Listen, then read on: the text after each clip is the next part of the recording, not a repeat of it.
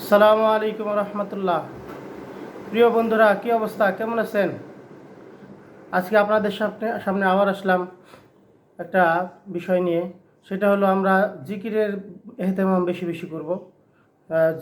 যারা যদি বেশি বেশি যদি জিকির করি, তাহলে আমাদের দিল জিন্দা থাকবে। যেমন আমরা প্রত্যেকটা নামাজের পরে যেমন একটা দোয়া, মানে যেগুলো মাসনুন যে দোয়াগুলো আছে, ওগুলো আমরা বেশি বেশি করে করতে পারি। যেমন প্রত্যেক নামাজের পরে যেমন সুবহানাল্লাহ 10 বার, আলহামদুলিল্লাহ 10 বার, আল্লাহু আকবার 10 বার। এইভাবে যদি আমরা প্রত্যেক নামাজের পরে এই আমলটা করি, তাহলে 5 নামাজে আমাদের দেখা যায় যে 150 বার হয়। তাইলে এই 150 বার যদি আমরা পড়ি, আল্লাহ তাআলা বলছেন যে প্রত্যেকটা নেকির জন্য 10 গুণ বাড়াইয়া দেওয়া হয়। তাহলে 10 গুণ যদি বাড়ানো হয়, তাহলে 1500 নেকি হয়ে যায়।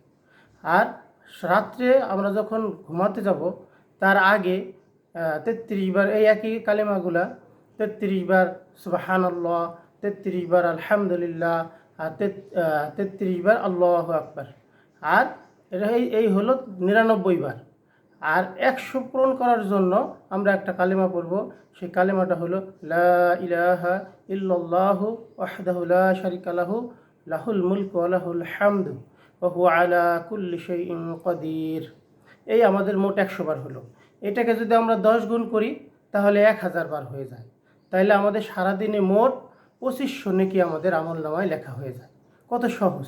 তো এই জন্য আমরা প্রত্যেকটা নামাজের পরে এই আমলগুলো আমরা করব, এবং ঘুমানোর আগে এই আমলগুলো করব। এবং আমাদের আর একটা বিশেষ আমল আছে ঘুমানোর আগে, সেটা হলো আমরা সমস্ত মুসলমান নরনারীদেরকে আমরা ক্ষমা করে ঘুমাবো। এটা একটা বিশেষ আমল। এটা একটা হুজুর সাল্লাল্লাহু আলাইহি ওয়াসাল্লাম বলেছেন, যারা মানুষকে ক্ষমা করে দেয়, রাত্রে ঘুমানোর সময় ক্ষমা করে দিয়ে ঘুমায়, তাদের ভিতরে জান্নাতীদের আলামত দেখা যায়। যাই হোক, এই আমলগুলো আমরা বেশি বেশি করবো। তো সেটা 3টা কালেমা হলো কী কী? সুবহানাল্লাহ, আলহামদুলিল্লাহ, আল্লাহু আকবার। এটা প্রত্যেক নামাজের পরে 10 বার করে, এবং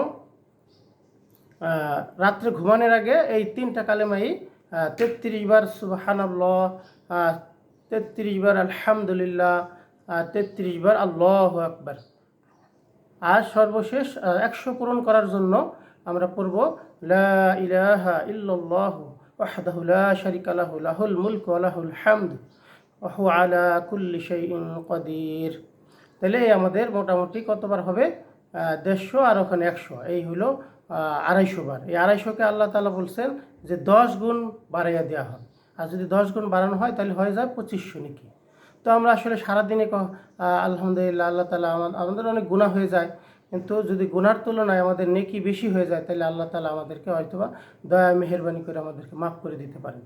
এই জন্য আমরা এই আমলটা, আর এই আমলটা যে এত বিশেষ গুরুত্বপূর্ণ, যে আলী রাদিয়াল্লাহু তাআলা আনহু যখন সিফফিনের যুদ্ধ হয়েছে, সবচেয়ে ভয়ানক যুদ্ধ, সেই যুদ্ধের সময়ও আলী রাদিয়াল্লাহু তাআলা আনহু এই আমলটাকে ছাড়েন নাই। তো এই জন্য আমরা একটু গুরুত্ব সহকারে এই আমলগুলো যদি আমরা নিয়মিত করতে থাকি, তা আল্লাহ তাআলা আমাদের উপরে অনেক খুশি হবেন, এবং আমাদের এই নেকি দান করবেন।